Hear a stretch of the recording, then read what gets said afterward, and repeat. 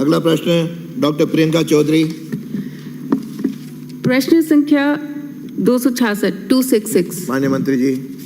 माननीय अध्यक्ष जी, खंड 1 विधानसभा क्षेत्र बाड़मेर में खाद्य सुरक्षा योजना के तहत 54,651 परिवार पंजीकृत हैं तथा इतने ही परिवारों को योजना का लाभ मिल रहा है।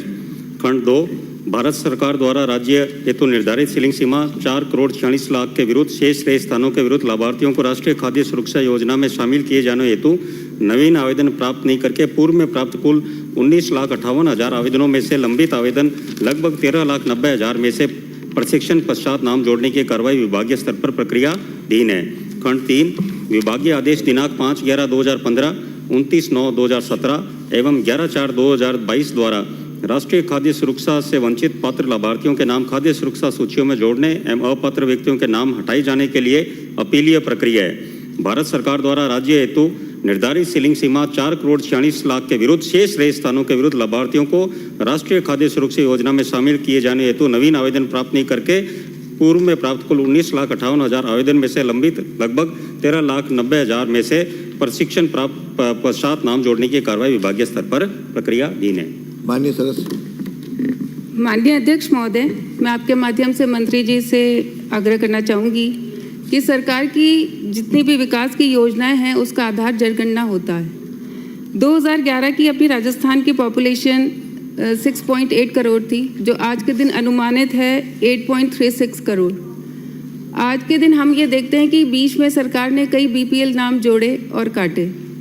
मैं आपसे ये प्रश्न करना चाहती हूँ कि अपने स्तर पर क्या राज्य सरकार इन लोगों को जोड़ने की मंशा रखती है? यदि हाँ तो कब तक और नहीं तो क्यों? माननीय मंत्री जी। माननीय अध्यक्ष जी, ये हम राष्ट्रीय खाद्य सुरक्षा अधिनियम 2013 के धारा 9 के तहत उसमें जो राज्य के आंकड़े हैं आबादी के जो सुसंगत आंकड़े प्रकाशित हो चुके हैं उसी के हिसाब से इसमें सीलिंग सीमा तय है। उसमें राज्य को आज़ादी नहीं है कि वो अपने हिसाब से जोड़ सके। हम केंद्र के जो नियम है उसके तहत ही बंधे हुए हैं। माननीय सदस्य। माननीय अध्यक्ष महोदय, हमारा जो इलाका है वो मरुस्थलीय इलाके में आता है, तो प्रधानमंत्री ग्राम सड़क योजना के अंदर भी 8 जिलों को शिथिलता दी गई थी, क्योंकि यहाँ जो आबादी है बहुत छितरी हुई आबादी है, धोरों के अंदर है। तो मैं आपसे प्रश्न करना चाहूँगी कि जो निर्धारित मापदंड है 500 राशन कार्ड अथवा 2000 यूनिट पे एक नई उचित मूल्य दुकान खोलने की, तो मेरा आपसे प्रश्न है कि क्या ये जो, क्योंकि आप भी उसी क्षेत्र से आते हैं, मरुस्थलीय क्षेत्र से, तो क्या यहाँ लोगों की बसावट को देखते हुए जो दूर दूर रह रहे हैं यहाँ विशेष शीतलता देकर नई राशन की दुकान का विचार सरकार रखती है?